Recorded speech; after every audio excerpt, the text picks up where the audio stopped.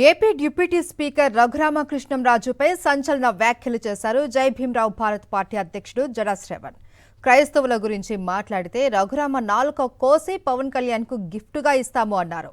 దళిత క్రైస్తవులపై రఘురామ మొదలుపెట్టిన యుద్ధానికి తాము ముగింపు పలుకుతాము అన్నారు. రఘురామకృష్ణంరాజుకు రాజకీయ భవిష్యత్తు లేకుండా చేస్తాను అని సవాలు విసిరారు. ఆయనకు ఏ పార్టీ టికెట్ ఇచ్చినా ఆ పార్టీ మొత్తాన్ని చెప్పి మరీ ఓడిస్తాము అన్నారు జడా శ్రవణ్. వాడెవడో ఒకడు ఉంటాడు పంది, కోస్తే 2 ఊళ్ళకి సరిపోతావు నువ్వు. వాడెవడో హమారా ప్రసాద్.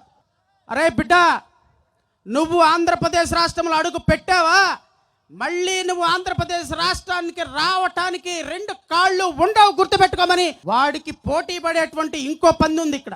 ఆ పంది పేరు రఘురామకృష్ణంరాజు.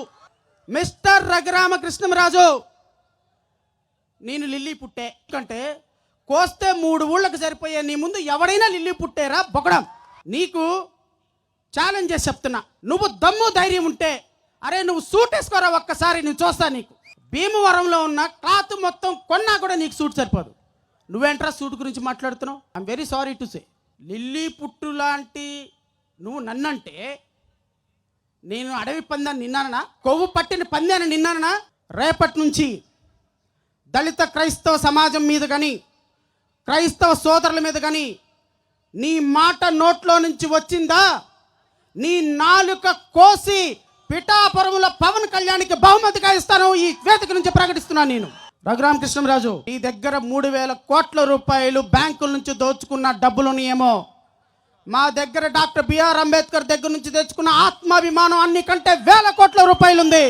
నీ దగ్గర అమ్మా బాబుల దగ్గర నుంచి తీసుకొచ్చుకున్న తోకలు ఉన్నాయేమో పేర్లు, మా దగ్గర తోకలు కాదు, టన్నుల ఆత్మగౌరవం మా కులంలోనే ఉంది, గుర్తుపెట్టుకో. ఆంధ్రప్రదేశ్ రాష్ట్రంలో ఉన్న ప్రతి చర్చి నడిపే వాళ్ళకి చెప్తున్నా, రేపటి నుంచి మీ చర్చిల మీద మైకులు పెట్టుకోండి.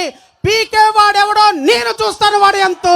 ఏ చర్చిని కూలగొడతావో కూలగొట్టిన చోటే నీ సమాధి కట్టే విధంగా నీ మీద రేపటి నుంచి పోరాటం మొదలు పెడుతున్నాం. రఘురామకృష్ణంరాజుకు చెప్తున్నా, దళిత క్రైస్తవుల మీద యుద్ధం నువ్వు మొదలుపెట్టావు, ముగింపు నేనిస్తా నీకు. రఘురామకృష్ణంరాజు చూసుకో. నిన్ను పంచ ఇప్పి రాజకీయంగా బట్టలిప్పదీసి ఆంధ్రప్రదేశ్ రాష్ట్రంలో నీకు నిలువ నీడ లేకుండా చేయకపోతే ఇక్కడ కూర్చున్నటువంటి దళితులు దళితులే కాదనైతే నేను వేదిక నుంచి సెలవిస్తున్నా.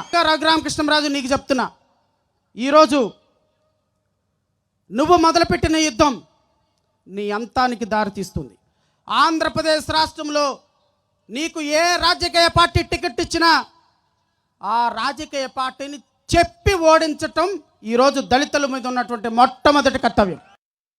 మరిన్ని అప్డేట్స్ కోసం ఛానల్ ను సబ్స్క్రైబ్ చేయండి. నోటిఫికేషన్స్ కోసం బెల్ ఐకాన్ పై క్లిక్ చేయండి.